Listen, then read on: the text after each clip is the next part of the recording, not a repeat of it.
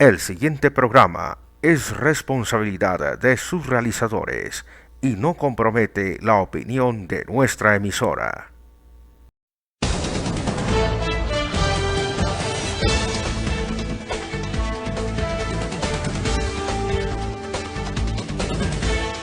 Actualidad política con Alexander Ferns.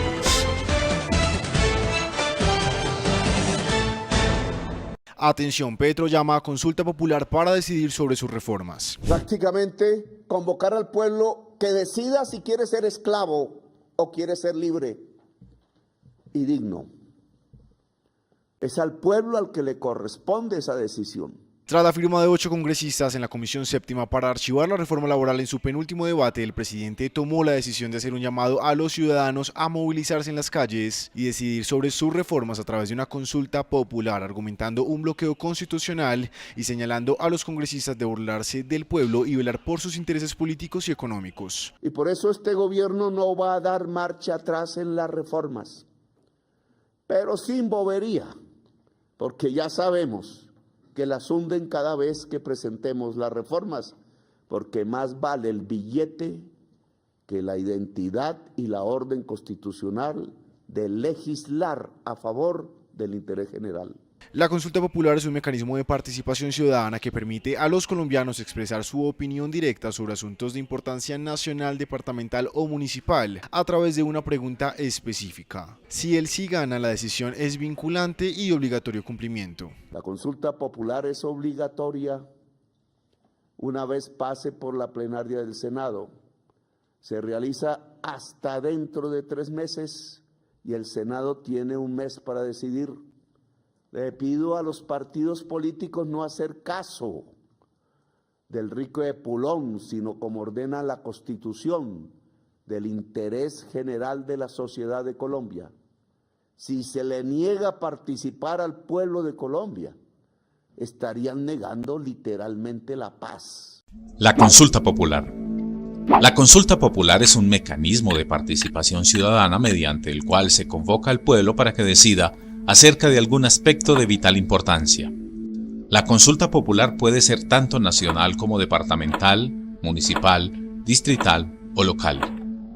En el caso de una consulta de carácter nacional, el presidente de la República, con el previo aval del Congreso y respaldo por las firmas de todos los ministros, es el encargado de consultar al pueblo cuando crea que una decisión próxima a ser tomada es de trascendencia nacional, es decir, que afecta a todos los departamentos del país.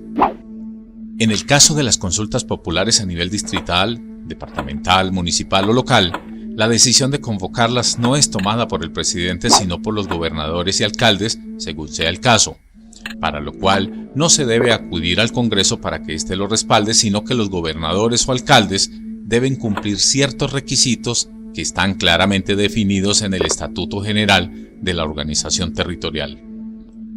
Para que la consulta popular resulte clara, el día de la votación, el tarjetón con el cual se hace debe tener simplemente un sí y un no. La votación debe llevarse a cabo en los 4 meses siguientes a su aprobación por parte del Senado, esto cuando es de carácter nacional. En lo que se refiere a las de carácter distrital, municipal, departamental o local, esta se debe hacer antes de que se cumplan 2 meses después de haber sido aprobada la consulta. Finalmente, para garantizar que la decisión popular se aplique, las entidades a las cuales les corresponda ejecutar lo que en la consulta se decidió tienen 3 meses para hacerlo. En caso de que esto no suceda, el Senado está obligado a hacer lo necesario para que dicha decisión popular sea ejecutada. Ahora bien, en caso remoto de que lo anterior no se cumpla, el presidente de la República, el gobernador o alcalde deberán, en un plazo no mayor a 3 meses, ejecutarla por medio de un decreto con fuerza de ley.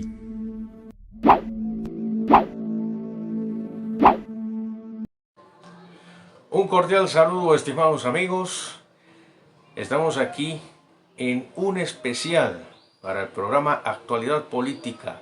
Soy Alexander Ferns, constituyente andino por la República de Colombia, representación internacional ad honorem de alto nivel por el sector social para elaboración de la Carta Social Andina del año 2012 equivalente a la representación de un parlamentario andino por Colombia y a su vez equivalente a la representación de un congresista por Colombia ad honorem, es decir, sin ningún tipo de sueldo o salario.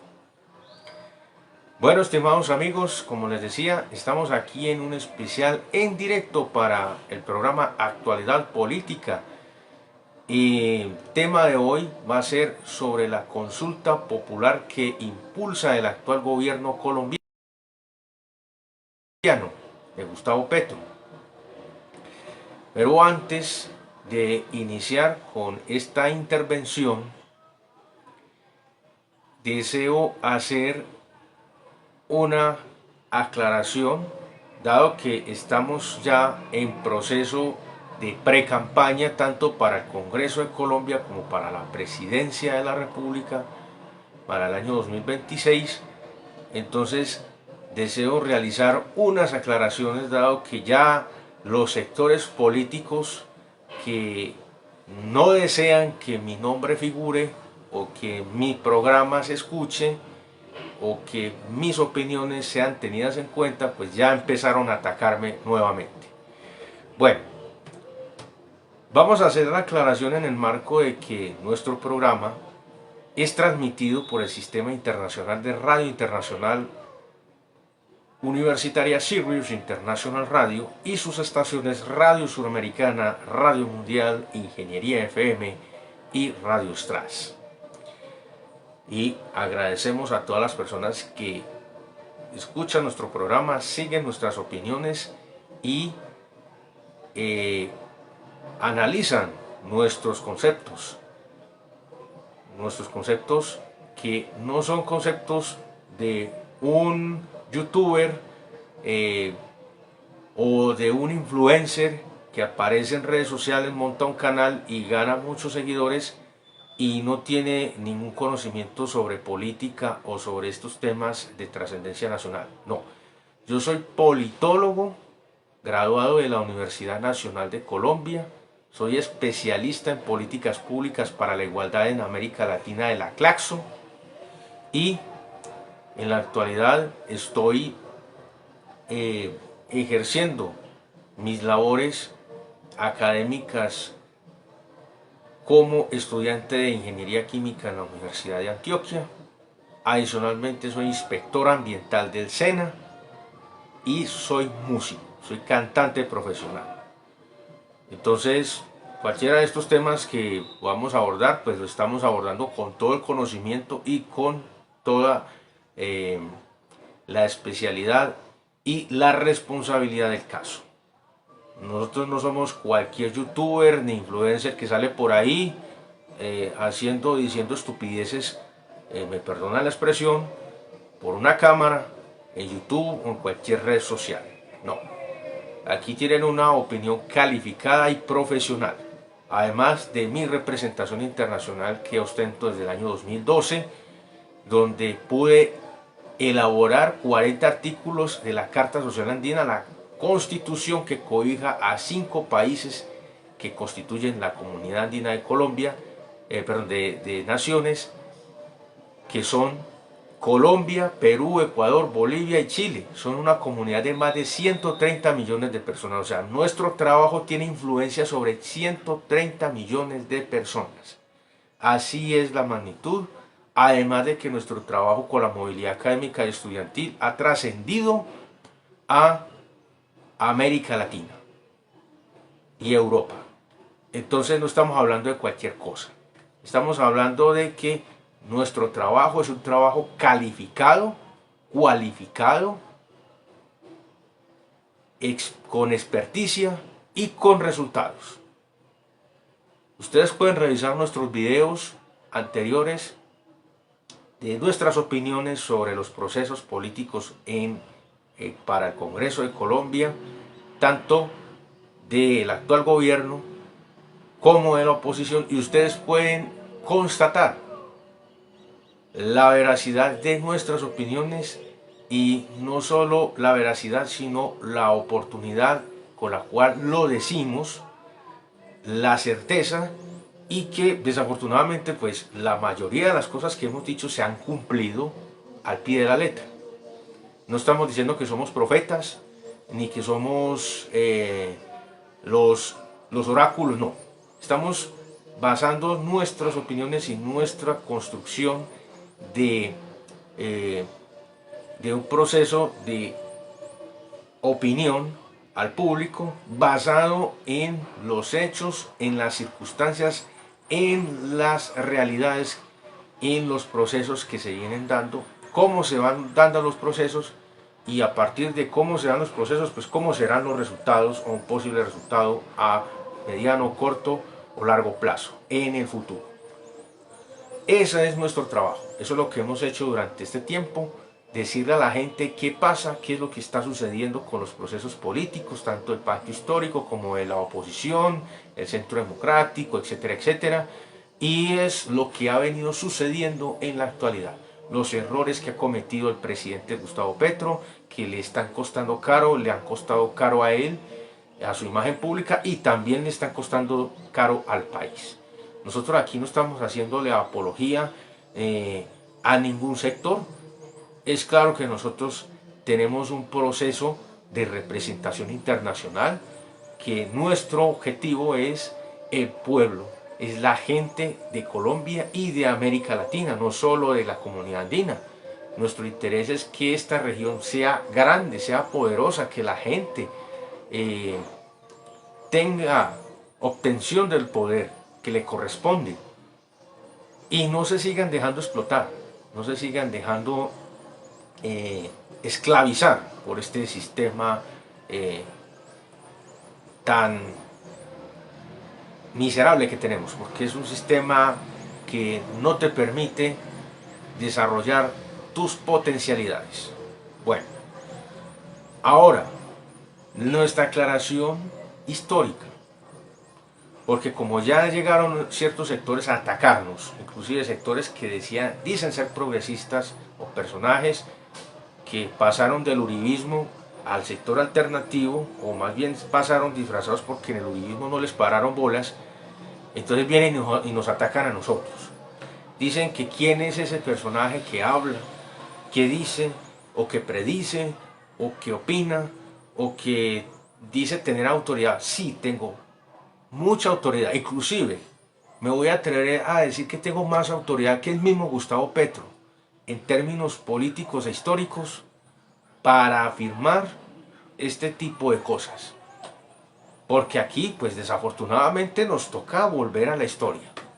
Aquí hay algunos personajes que dicen, y es que yo soy el hijo de fulano de tal, o yo soy el nieto de fulano de tal, como en el caso del señor Miguel Uribe, que dice que es nieto de Turbay, expresidente que fue nefasto, Paloma Valencia, que también es nieta de otro nefasto conservador, Guillermo León Valencia, etcétera, etcétera. Y así otros personajes que dicen ser progresistas, que son hijos de Pizarro, que son hijos de no sé quién. Bueno, desafortunadamente pues toca sacar a flote la historia. Tengo más autoridad que ellos, sí. Yo soy descendiente patriota, descendiente de uno de los pocos legionarios británicos que estuvo presente en las dos batallas definitivas de independencia de este país, en la batalla de Pantano de Vargas y en la batalla de Boyacá. Estoy hablando que soy descendiente del coronel de la Legión Británica W.A. Ferns, William Ferns. Y soy descendiente del gran general y 4 veces presidente, secretario del libertador Simón Bolívar, Tomás Cipriano de Mosquera.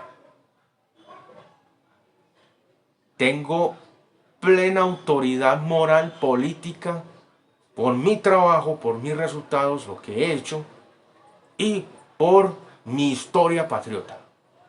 Así que no están hablando con cualquiera. Están hablando con una representación patriota.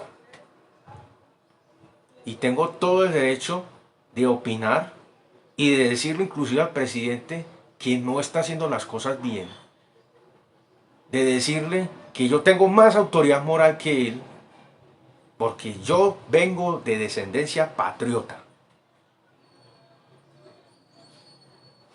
Y además, mi trabajo internacional, que no solo ha beneficiado a Colombia, sino a una comunidad andina y a una comunidad americana, o de América Latina, como la quieran llamar, de más de 700 millones de personas por el tema de la movilidad académica y estudiantil, pues tengo mucha más autoridad para hablar de derechos, hablar de educación, hablar de un proceso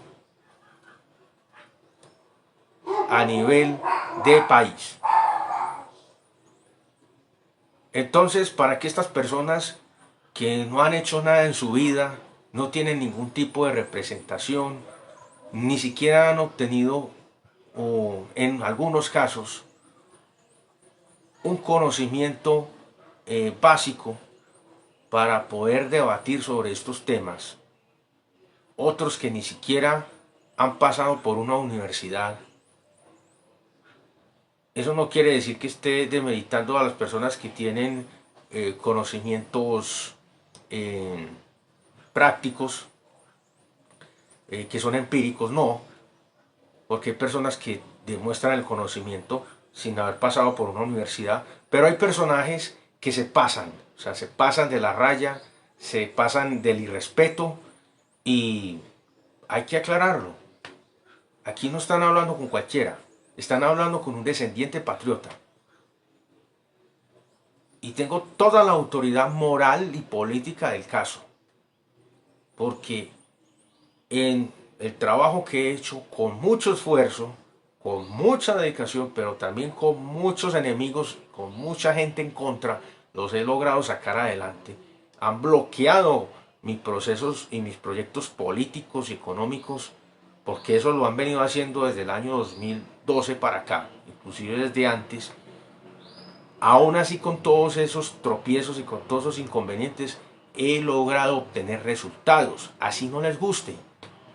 Y yo sé que a los amigos de las oligarquías, estas oligarquías rancias, pues a ellos les aterra ver una persona como yo, que no ha tenido los recursos que ellos tienen y que ha logrado cosas a nivel internacional.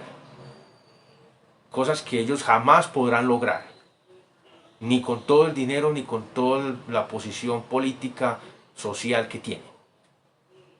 Ahora otros personajes que antes deberían apoyar nuestro trabajo, pues nos atacan, porque ellos quieren estar por encima de nosotros en una clara señal de obtención de poder. No, yo no tengo necesidad de estar por encima de nadie. Yo no tengo necesidad de intentar apagar una luz o ocultar una luz para que la mía brille. Mi luz brilla por sí sola y brilla para muchas personas. Así que eso no me preocupa, pero sí debo aclararlo. Están hablando con un representante patriota, uno de los pocos que quedan. Yo vengo de sangre patriota y tengo toda la autoridad moral y política para afirmar lo que no está bien y lo que está bien. Tengo criterio y tengo opinión y análisis profesional, con criterio. Yo no vengo aquí a echarles cuentos ni a echarles mentiras. Pueden buscar en internet, ahí van a encontrar mi procedencia. Bueno, luego de esta aclaración, pues queremos dar nuestra opinión sobre el tema de la consulta popular, que me parece francamente una vendedera de humo. ¿Por qué? Primero, porque desafortunadamente el presidente Gustavo Petro se ha rodeado muy mal. No ha cumplido con las expectativas de cambio. No ha cumplido al pueblo colombiano. No le ha cumplido. Se ha rodeado de corruptos. Se ha rodeado de personajes que no tienen nada que ver con el progresismo, nada que ver con un proyecto progresista de rescate de este país. Desafortunadamente se ha rodeado de los mismos personajes que han estado involucrados en escándalos de corrupción y que han estado inclusive promoviendo el desangre del país. Ahí está, y lo voy a decir: Armando Benedetti, Laura Sarabia, que son los dos más peligrosos para mí. Son los dos que no han dejado de hacer absolutamente nada. Y ahí para abajo pues hay otra cantidad de lagartos que se colaron y que el mismo Gustavo Petro nombró como ministros. Eso hay que decirlo. Entonces, un gobierno de cambio pues no se construye con los mismos corruptos que vienen de atrás. Eso no es ningún cambio. Vamos a decir las cosas como son. Segundo, el presidente debió haber impulsado una Asamblea Nacional Constituyente. No desde el primer año de gobierno, no. Desde el segundo año por lo menos debió haber empezado ese proceso. Porque la Asamblea Nacional Constituyente está por encima del Congreso. Por encima del Congreso. Y como de entrada se sabía que no iba a tener una representación acorde con el proyecto de gobierno, que esta gente del Pacto Histórico y otros sectores que se declararon afines al gobierno no eran progresistas, y su representación para colmo no era suficiente en el Congreso. Pues, ¿qué ocurrió? Lo que predijimos. El presidente no va a tener un Congreso que lo apoye, no va a tener un Congreso que le respalde sus propuestas. ¿Y qué pasó? Pues resulta que las reformas que ha pasado, con remiendos, con reparos de la misma oposición, ya reformas deformadas, pues ni siquiera pasaron. Eso se sabía desde antes de las elecciones de Congreso, cuando se conformaron las listas del Pacto Histórico a nivel regional. Y sí que hablar de esa nefasta lista a nivel nacional para Senado, donde metieron un montón de gente que no tenía nada que ver con el proyecto progresista. Metieron inclusive hasta un borracho, que da pena, supuestamente como representación de Antioquia, y que ni siquiera es de Antioquia. Pues toca decirlo. No soy una persona ni racista ni regionalista, pero si alguien viene de otra región a representar nuestro departamento, pues que lo haga con altura, con decoro, que se sienta un antioqueño más. Pero desafortunadamente la representación en el Senado que tiene Antioquia, de las personas que hay, una de ellas no tiene ni siquiera 100 votos en su zona de influencia, y el otro es un borracho que admitió tener problemas de alcoholismo, y que entonces nosotros de nuestros impuestos le estamos pagando su rehabilitación, o ya le pagamos su rehabilitación porque ya sale bien, ya está saliendo, cierto, bueno, está saliendo en sus 5 sentidos y ya no está haciendo escándalos. Pero entonces nosotros, ¿por qué tenemos que pagarle el tratamiento a un personaje que debería estar con sus 5 sentidos?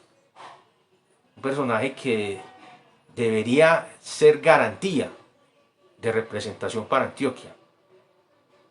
Hay otros que ya están haciendo campaña para que lo reelijan. Son cuotas politiqueras. Las cuotas politiqueras del señor Daniel Quintero. Ahí están.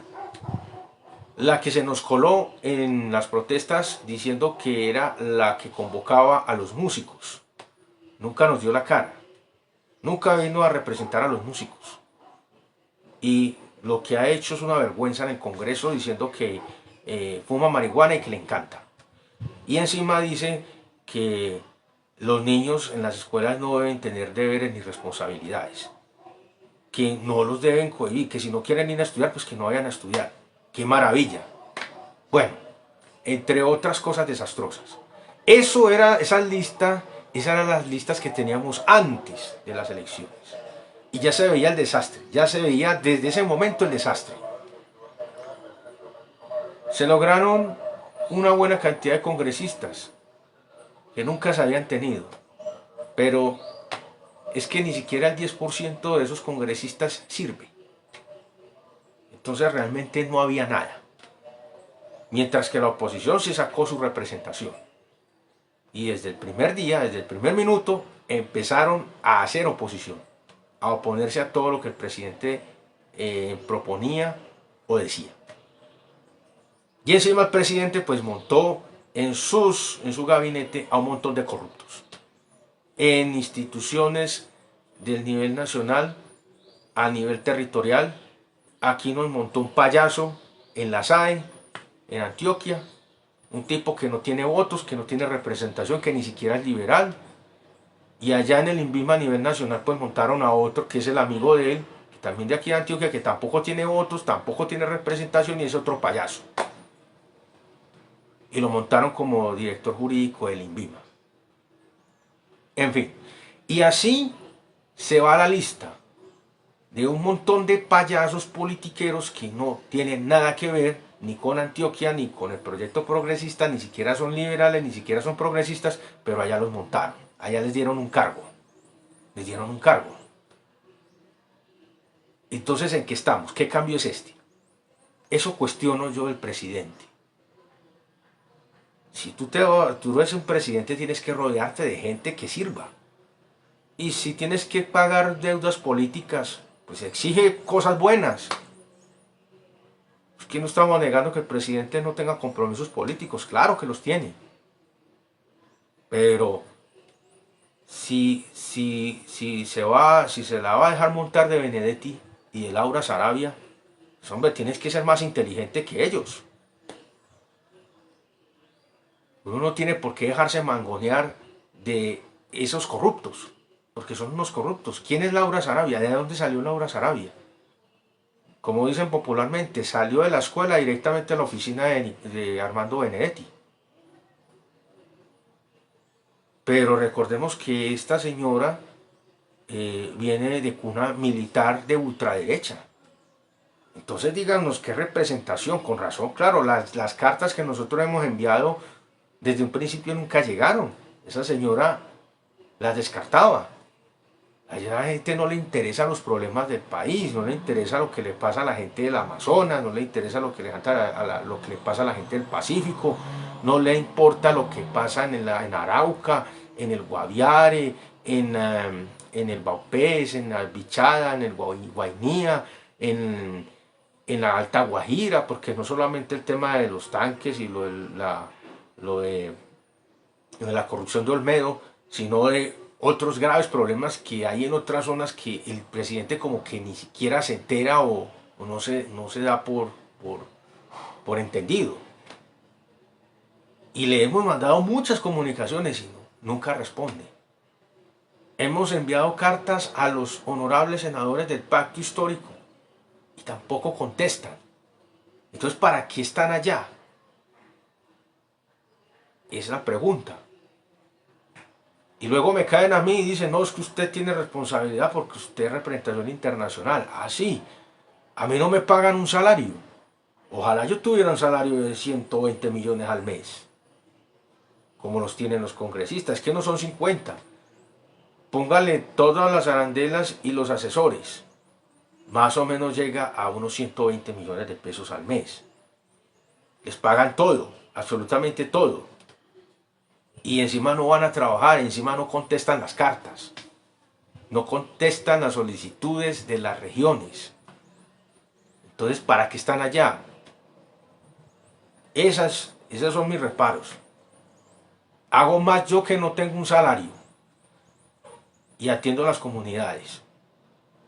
Y a través del Observatorio Nacional de Derechos Humanos y Derecho Internacional Humanitario, ONDH, gestionamos y metemos presión para que le respeten sus derechos. ¿Y dónde están los congresistas? ¿Dónde están los representantes a la Cámara? ¿Dónde están? no están haciendo absolutamente nada, para que vengan después a decir que es que son los autores de la ley de educación gratuita, como en el caso de la señora Pizarro, que lo único que ha hecho es ganar posición política por medio de un apellido. Esa señora no ha hecho absolutamente nada. Bueno, ahora vamos a entrar al punto. Todo este desastre de las listas de Congreso, se dieron las elecciones, quedaron electos personajes nefastos que decían representar al progresismo y al sector alternativo. Se perdieron del mapa, no volvieron a aparecer a una sola reunión. Después aparecieron como para que los vieran y ya. Y eso fue todo. Luego el presidente montó ministros nefastos. Alejandro Gaviria, por ejemplo.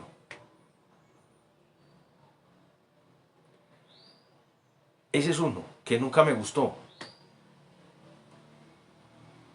Y el señor Olmedo López, que nosotros ya sabíamos de dónde venía. Y se lo advertimos al primo presidente en una reunión aquí en el Hotel Nutibara. Se lo dijimos de frente. Ese señor no nos representa. No representa a Antioquia. Y no nos parece que sea la persona que usted haya designado para dirigir la campaña presidencial. Que ese señor sea el intermediario suyo. Bueno, están los otros que fueron prácticamente cofundadores de la coordinadora de Colombia Humana. Pero es que aquí no se ha visto su intervención. No se ha visto. Un cargo es para poner a trabajar a la gente. Es para poner a trabajar a la gente y así ha funcionado la política. La política funciona es poniendo a trabajar a la gente. Así es como funciona. Poniendo a trabajar a la gente. Uno gobierna con sus amigos. Uno gobierna con la gente que funciona. Que sirve para el proyecto político. Que tiene buenos resultados.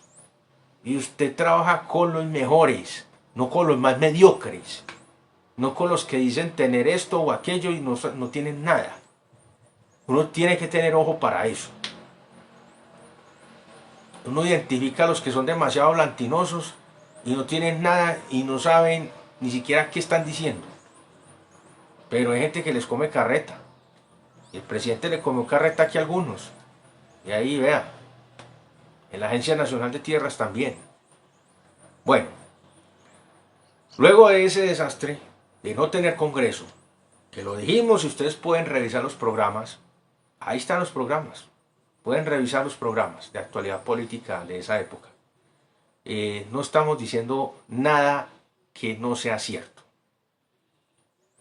Resulta que no se plantea la Asamblea Nacional Constituyente, que debió haberse hecho. El presidente debió haber promovido la Asamblea Nacional Constituyente por lo menos desde el segundo año. Desde el año 2023 eso debió haber funcionado para pasar las reformas inicialmente como se habían planteado, con la defensa de los derechos, reivindicando los derechos laborales, educativos, en salud, en pensión, en medio ambiente, etcétera, etcétera. No se hizo.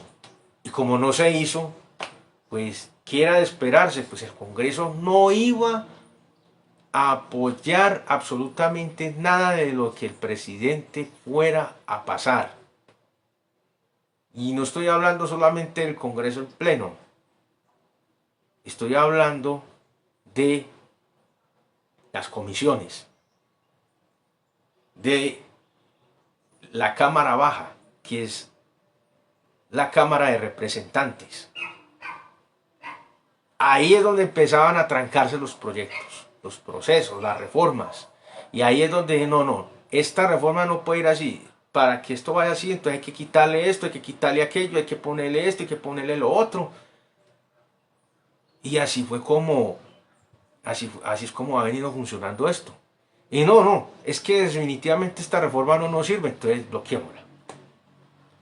Eso sí, pasó la pensional sí pasó, y eso que está en revisión. Pero porque beneficia a los fondos privados de pensión.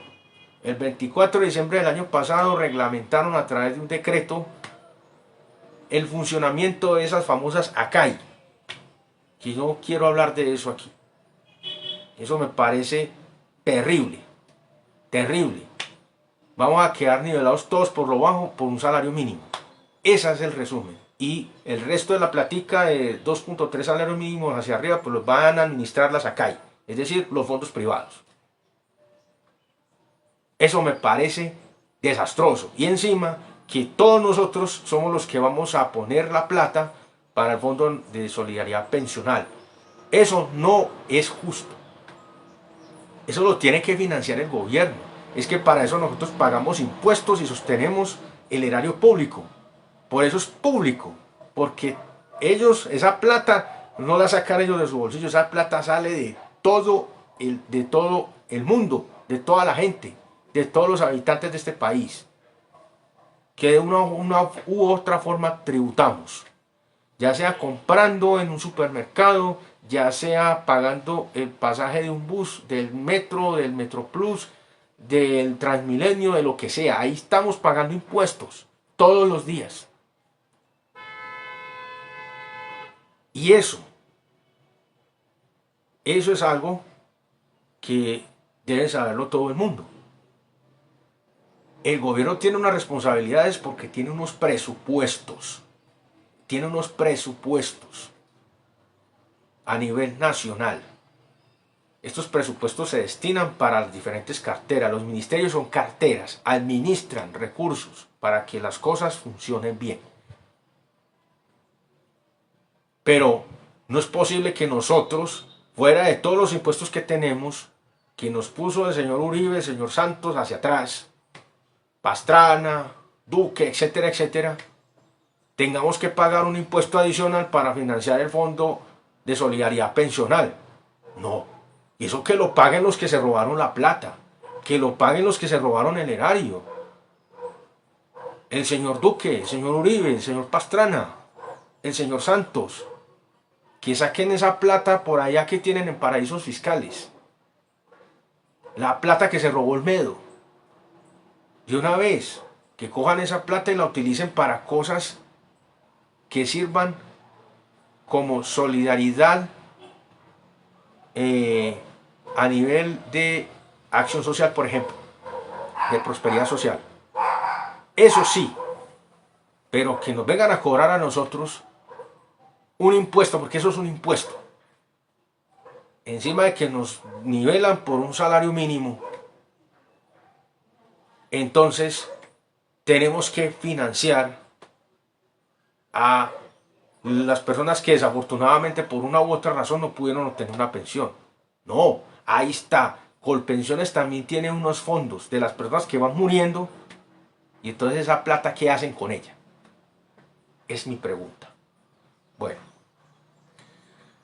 ahora, como no pasaron las reformas, ni la reforma a la salud, ni la reforma laboral, entonces el presidente dice que vamos a hacer una consulta popular. Díganme si se han leído la Constitución, señor presidente, y asesores y ministros, ¿qué Congreso les va a autorizar esa consulta? Es mi pregunta. ¿Qué Congreso les va a autorizar esa consulta? La consulta es muy sencilla. Usted tiene que pasarle las preguntas al Congreso y el Congreso en pleno dice si autoriza o no autoriza que esa consulta se haga. Punto. Pero como sabemos que hay mayorías opositoras, pues ustedes ¿qué se imaginan que va a pasar ahí? Ah, y súmenle los manguitos que se colaron del pacto histórico, más los borrachos, los marihuaneros, etcétera, etcétera. Que si están en sano juicio, pues de pronto, bueno, sí, no, por no quedar mal, digamos que aprobamos la consulta. Más los que se colaron. que no son progresistas y que seguramente van a ir en contra de la consulta y van a votar que no. Díganme ustedes qué va a pasar. Pues obviamente esa vaina no va a pasar. No va a pasar. El Congreso no va a autorizar eso. Pero entonces, como ya saben que eso va a ocurrir, entonces van a poner al señor Benedetti, que es el que cuadra todas las mermeladas, a cuadrar con los congresistas, a decirles, vea señores, si ustedes votan a favor de la consulta, nosotros le vamos a dar puestos, le vamos a dar contratos, esto y aquello. Y estos tipos pues van a decir, no, pues a mí me tienen que dar esto y aquello. Van a exigir, porque así es como ellos trabajan, ese es su trabajo, ese es su negocio. Exigir prebendas, exigir burocracia, exigir puestos, contratos, pero no cualquier contrato. No el contrato de los jardines de Medellín, no. Un contrato multimillonario, un contrato del nivel nacional, donde ganen miles y miles de millones de pesos. Eso es lo que van a exigir. Y entonces, ¿qué va a pasar?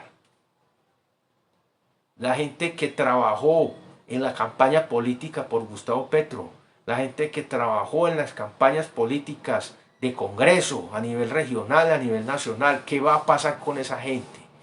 Ya van 3 años y no se le ha cumplido ni siquiera a las personas que trabajaron en campaña, los que trabajamos en campaña. ¿Qué va a pasar? Vamos a seguir igual, vamos a seguir con las mismas prácticas politiqueras de la ultraderecha y de la derecha y de los sectores tradicionales. Entonces le vamos a ofrecer prebendas, le vamos a ofrecer puestos, contratos, burocracia a esos opositores para que voten a favor de la consulta y permitan que supuestamente se haga esa consulta. Ahora, supongamos que eso pase, queda hipotecado el país. Queda hipotecado el país para que pase esa consulta. ¿Ustedes creen que estos personajes se van a quedar de brazos cruzados para que la consulta obtenga los 13 millones de votos que requiere a nivel general para que sea válida? Empezando por eso. Y que voten 13 millones de personas a favor de esa consulta. ¿Ustedes creen que ellos lo van a permitir? No. Ellos tienen atrás los gremios económicos, los gremios poderosos que manejan este país. Y no puedo decir que todos los empresarios o todo el gremio económico sea perverso, no. Aquí hay personas muy valiosas que son honorables y que han demostrado firmeza y finura con sus empleados, que han demostrado que han hecho un trabajo honesto y han levantado sus empresas con honestidad, con trabajo, sin quitarle ni robarle a nadie. Aquí hay empresarios que son ejemplo. Y lo voy a decir, el señor Arturo Calle me parece que es un señor honorable, que es digno ejemplo para el resto de los empresarios. Este señor es digno. Este señor durante la pandemia le pagó a sus empleados. No dejó de pagarles un solo mes. Eso es para admirar. Y así como él hay muchos empresarios honestos, dignos, honorables, pueden sostener esa palabra, honorables, esos son honorables. Pero hay otros que son una vergüenza. Desafortunadamente, muchos de esos que tienen un gran poder no han entendido que este país crece a la medida de que las personas tengan poder adquisitivo y puedan comprar. Inclusive puedan comprar sus productos. Pero no, ellos tienen otra mentalidad retrógrada, que creen que si se le da poder adquisitivo a las personas, pues ellos se les va a disminuir sus fortunas y no van a vender. Imagínense. Qué mentes tan corticas y tan cerradas. Bueno, Entonces, ¿qué van a hacer estos congresistas? Suponiendo que aceptan la mermelada que les ofrezca un personaje, por ejemplo, como el señor Benedetti, y digamos que pase la consulta. ¿Ustedes creen que ellos ya no tienen montados comités anticonsulta? Claro que los tienen, claro que los tienen. Y como tienen amigos en la registraduría y en el Consejo Nacional Electoral, pues lo van a hacer. Mucho más fácil que cualquier otro comité pro consulta. Lo van a hacer. Y van a tener inclusive financiamiento de los sectores más poderosos que no están a favor de los derechos de la gente, los derechos laborales, de que los empleados tengan un mejor salario, que tengan una mejor calidad de vida, que tengan un mejor sistema de salud, porque ellos también son dueños de EPS. No les conviene eso, o no les importa la salud de la gente. Y van a hacer publicidad, van a hacer campaña en contra de la consulta. ¿Ustedes creen que los 13 millones de personas que van a votar o que se requiere la consulta va a ser fácil de obtener? No. Estamos hablando de un escenario hipotético donde ya le repartieron toda la mermelada del mundo, dejaron hipotecado el país y ellos, no contentos con eso, pues van a ir por más. Porque ya ganaron por este lado y van a ganar por... O sea, ganan por A y por B. Entonces, yo creo que el presidente le ha vendido mucho humo al país. La consulta no se hace por voluntad del presidente. Desafortunadamente hay unos mecanismos. Y el primer mecanismo es que el Congreso autorice. Y si el Congreso no autoriza, dígame, ¿qué va a hacer el presidente? ¿Cuál es el mecanismo constitucional que va a utilizar? Porque ya no hay más mecanismos constitucionales. La única forma es cambiar el Congreso. O cerrar el Congreso. Y si él, por decir algo, hiciera eso, pues ya se convertiría en un dictador. Y ustedes saben qué pasaría después. Yo estaría de acuerdo que el Congreso se hubiera cerrado. Una forma de cerrarlo era la Asamblea Nacional Constituyente. No cerrarlo, por lo menos quitarle su influencia. Y que todos los proyectos pasaran a través de la Asamblea Nacional Constituyente y, así como hizo nuestro amigo Nicolás Maduro en Venezuela, en la República Bolivariana, pues no se la dejó montar de esa asamblea opositora en su momento y pasó todos sus proyectos a través de la Asamblea Nacional Constituyente y lograron hacer su trabajo con todas las cosas que tenían en contra, los bloqueos, las sanciones de Estados Unidos, la oposición jodiendo allá, financiada por Estados Unidos con plata, en fin. Con todo y eso, él hizo lo que le correspondía, montó la Asamblea Nacional Constituyente, pasó los proyectos que tenía que pasar y con todas las dificultades que tuvo, sacó adelante su gobierno, con todo en contra. Pero a Petro no sabemos qué le pasó, o le dio miedo o no quiso afrontar lo que tenía que hacer realmente, porque ir a hablar a los diferentes espacios, a darse unos discursos muy bonitos, con toda la milonga, pues eso lo podemos hacer aquí, pero vaya a ver, pues, atienda los problemas reales de las comunidades. Ahora el problema de Catatumbo, bueno, problemas en el Pacífico, en el Chocó, en otras regiones del país, en el Cauca, que son iguales o peores que el Catatumbo.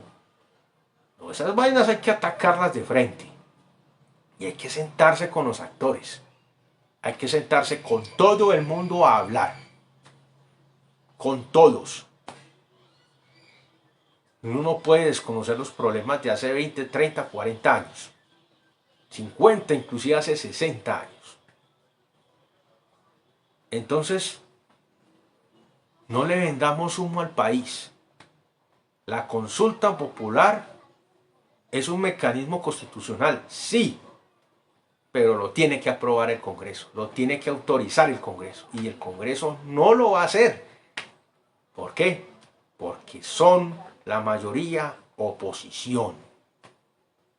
Y la única forma de que lo hagan es que les ofrezcan bastante mermelada, bastantes contratos, burocracia y dejen hipotecado al país para que ellos en su compromiso digan que aceptan esa o autorizan esa consulta y luego van a hacer campaña en contra de la consulta. Entonces, esto es una gran vendedera de humo para mí. Y la verdad es que Petro debería ponerse en serio con las personas que trabajamos haciendo la campaña. Porque sobre nosotros está recayendo la responsabilidad en las regiones. Nosotros somos los que tenemos que poner la cara en las regiones, decirle a la gente, nos reclama, nos dice, no se ven cambios, no se ve las promesas del presidente. Seguimos igual o peor en ciertas regiones. En el Amazonas, la Fuerza Aérea Colombiana sigue desplazando, sigue expropiando a las personas del barrio San Miguel, a esa comunidad que llevaba más de 20 años en ese territorio. Muchos tienen posesión y otros tienen escrituras y los están expropiando. Y hemos mandado cartas, comunicaciones, hemos mandado oficios desde el Observatorio Nacional de Derechos Humanos y no contestan. Y entonces el presidente no sabe lo que está pasando en el Amazonas, o si sabe, si está haciendo desde las gafas. Entonces, y allá, ganamos en las dos vueltas presidenciales, ganamos. Fue nuestra gente la que puso la fuerza electoral, porque querían un cambio. Estamos hablando del territorio. En las dos vueltas, en la primera vuelta y en la segunda vuelta, ganó Petro allá en el Amazonas, con nuestro trabajo, nuestra gente. Y no se han visto beneficios para el Amazonas, no se ha visto reflejado en el proyecto político, no se ha visto reflejado. Allá están como representantes, estuvieron como representantes del Pacto Histórico, gente del liberalismo que ni siquiera son liberales. Y él se reunió con ellos allá. No se reunió con nuestra gente. Entonces, ¿a qué vamos? Este país requiere de decisiones serias. Decisiones serias. Y no voy a seguirle vendiendo humo con consultas u otras cosas. Creo que inclusive ya no hay tiempo para hacer una Asamblea Nacional Constituyente. Ya no hay tiempo. No hay tiempo. ¿Qué tiene que hacer el presidente? Utilizar sus facultades extraordinarias, los poderes extraordinarios que tiene y hacerlos valer. Y empezar a visitar uno por uno los territorios, los departamentos. Reunirse con nuestra gente. Ya se reunió con los otros, ahora reúnase con nosotros. Y no sigan metiendo más mentiras, que la consulta es un tema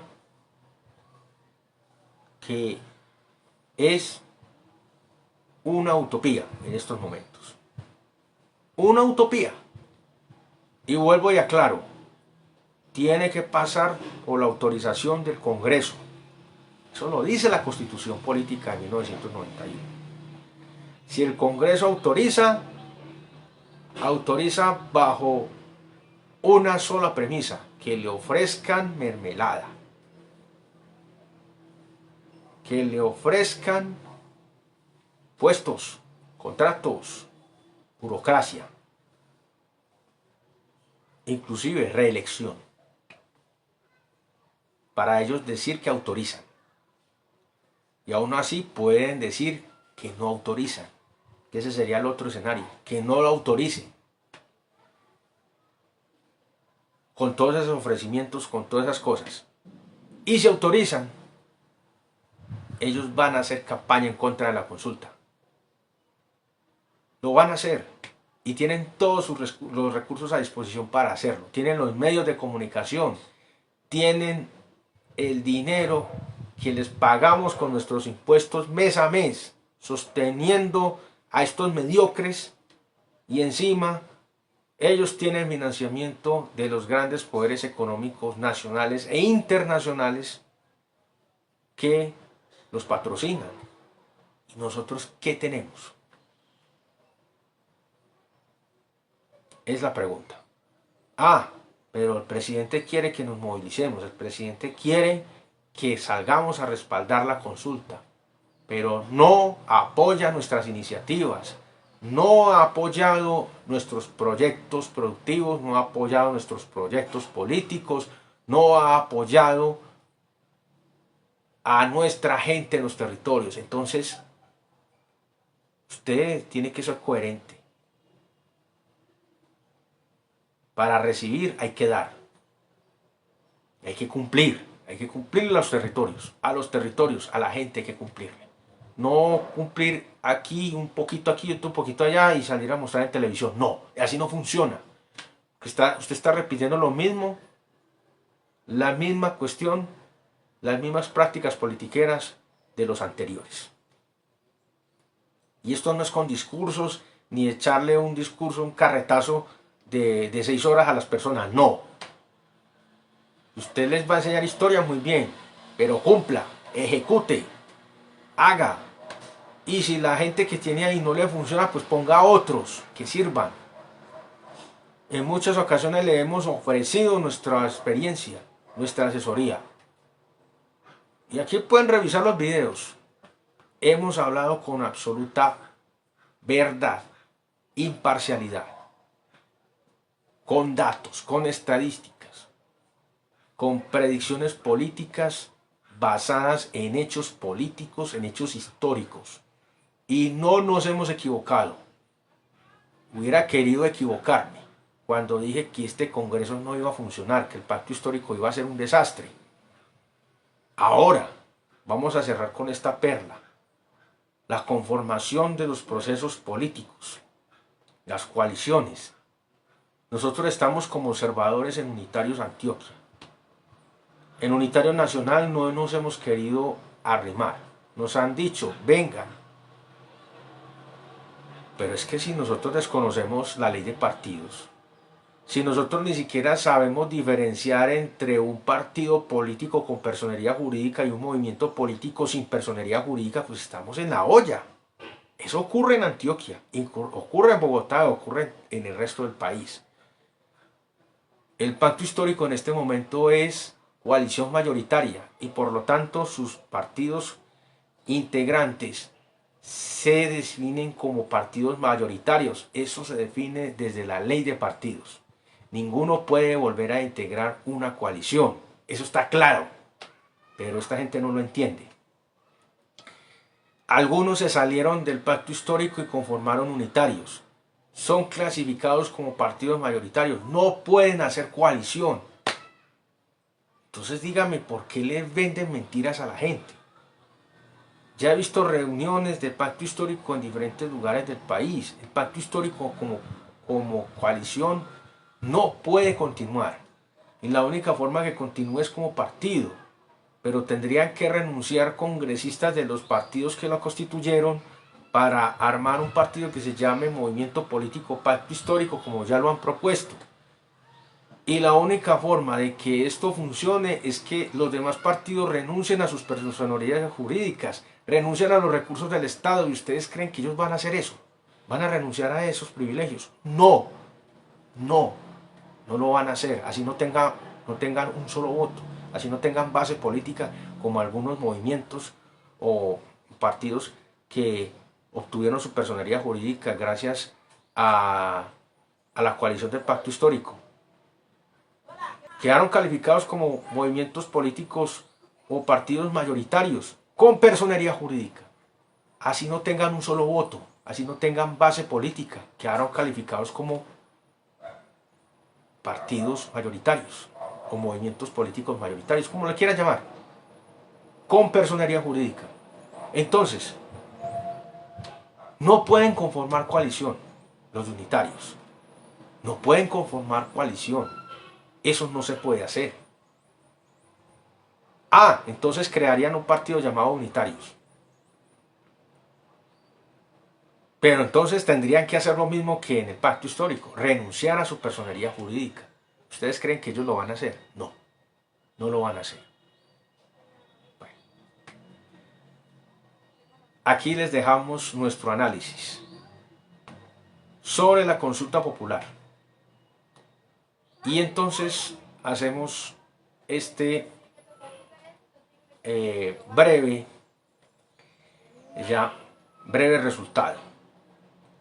Si no se pudo hacer la Asamblea Nacional Constituyente en el tiempo que le correspondía para poder pasar los proyectos y que fueran aprobados las reformas que necesitaba el país sin las deformaciones que ocurrieron, ¿cómo pretendes proponer una consulta popular si el Congreso es opositor? Y le vas a tener que ofrecer cosas para que ellos autoricen tu consulta. Y si autorizan tu consulta, te van a hacer oposición, te van a intentar hundir la consulta. Todo es sentido común. Una cosa lleva a la otra. Vas a hipotecar el país para que pase una consulta, y esa consulta se puede caer porque ellos la pueden hundir con el poder económico, el poder de los medios de la información y los poderes que todavía tienen en corrupción en las diferentes instituciones, entre ellas el Consejo Nacional Electoral y la Registraduría. Entonces, ¿de qué estamos hablando, viejo? ¿De qué estamos hablando? Y para el remate, los procesos políticos, metiéndole mentiras a la gente, no saben diferenciar entre un movimiento político sin personería jurídica y no saben diferenciarlo de un partido político o movimiento político con personería jurídica. No saben diferenciar eso. Creen que unir un montón de movimientos políticos sin personería les va a generar una coalición. ¿Quién avala ahí? Es la pregunta. ¿Ustedes creen que la gente va a volver a firmar para avalar eso por firmas? ¿Ustedes creen que la gente va a volver a caer en eso? No. Ni por los de derecha ni por los que se hacen llamar progresistas. Entonces, el presidente tiene que ponerse los pantalones y tiene que ponerse serio. Sacar a los ministros que no son progresistas. Sacar a Benedetti de ahí. Sacar a Laura Sarabia. Esos dos. Y tiene que nombrar gente que sirva en las regiones. El presidente tiene que saber qué gente tiene en sus regiones. Tiene que saber quién maneja los ministerios a nivel regional. Tiene que saber quiénes manejan las territoriales de instituciones como la SAE a nivel territorial. A nivel de cada departamento tiene que saber quién es. Tiene que saber qué gente maneja ese personaje. El presidente tiene que saber eso, por eso es el presidente. El presidente tiene que saber todo. Tiene que saber quién entra y quién sale de su casa. Y otra cosa que me dejó muy indignado el presidente en su discurso. La casa de Nariño, que la convirtieron en palacio. Sí, mi tío abuelo Tomás Cipriano de Mosquera construyó la casa de Nariño y el Capitolio. Él la construyó y lo llamaron loco. Es que él tenía proyectada, era una potencia. Él quería construir una potencia en este territorio, no este país que tenemos ahora. Y para eso tenía que construir un Congreso, un Capitolio y una casa presidencial digna de un presidente. Para que el que estuviera allá se sintiera que está manejando un país de verdad. Él construyó la Casa de Nariño y construyó el Capitolio. Y la entrada principal, que era donde está su monumento, su estatua, la dejaron como la entrada secundaria. Y dejaron como entrada principal la estatua que pusieron a ese personaje nefasto de Rafael Núñez. Y cada vez que voy a Bogotá, me da indignación, me da coraje ver eso. De que lo que hicieron mis antepasados sea pisoteado y que estén en el Capitolio y en la Casa de Nariño gente que no es digna y que dicen que por qué hay un palacio. Y le respondo, ese palacio lo construyó mi ancestro Tomás Cipriano de Mosquera. Lo construyó para construir una nación poderosa, fuerte, que le viera la cara de frente a Estados Unidos. Y no lo que se convirtió hoy en un peón de los Estados Unidos. Porque eso sigue siendo Colombia. Patio trasero. Así usted hable cosas muy bonitas. Yo hago respetar el trabajo de mis ancestros. La memoria del secretario del Libertador Simón Bolívar. La memoria de Tomás Cipriano de Mosquera. Él fue el único que siguió el proyecto bolivariano y que por eso fue perseguido, por eso fue desterrado y por eso fue vendido por Rafael Núñez. Y a partir de ahí, desde 1867, que lo destituyeron y lo desterraron, se vienen todos los problemas de este país. Y crean esa constitución perversa de 1886 que usted dijo que había que derogar. Esa constitución, ese cambio de nombre del país, que montaron inclusive símbolos, los ratificaron, símbolos que son conservadores, eso es lo que tenemos hoy. Eso es lo que hay que derogar. Y a nivel regional también hay que derogar muchas cosas.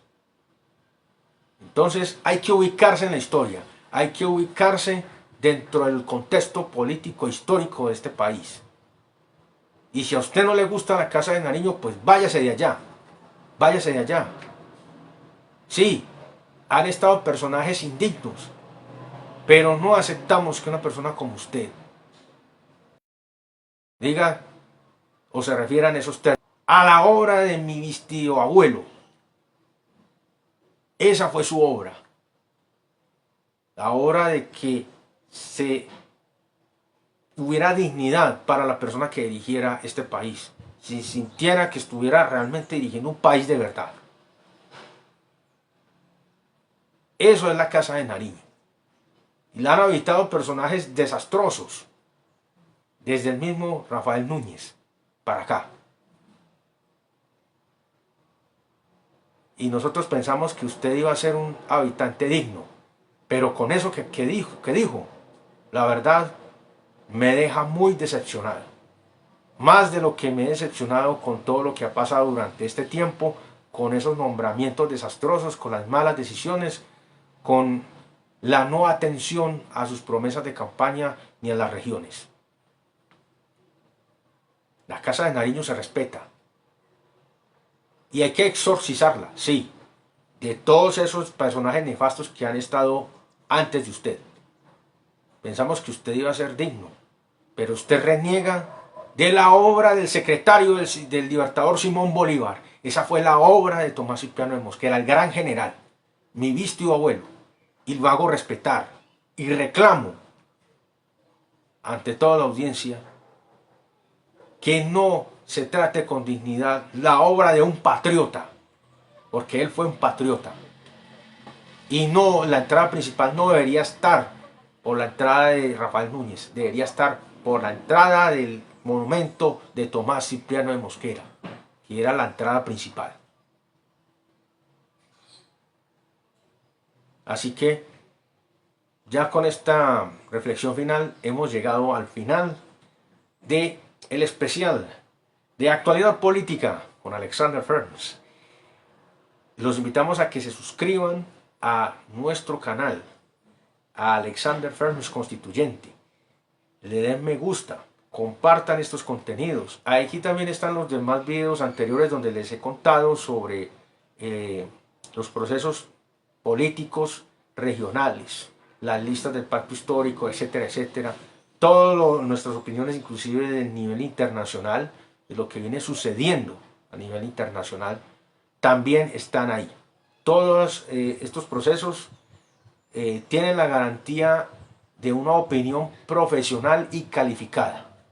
Aquí no les está hablando cualquiera, les está hablando un profesional de la ciencia política y que también se ha especializado en políticas públicas para la igualdad en América Latina. además de nuestra representación internacional, de nuestro trabajo por la Comunidad Andina de Naciones y que ha impactado también a todo el resto de América Latina. Les deseamos un feliz resto de día y recuerden seguir nuestras redes sociales. Hasta la próxima.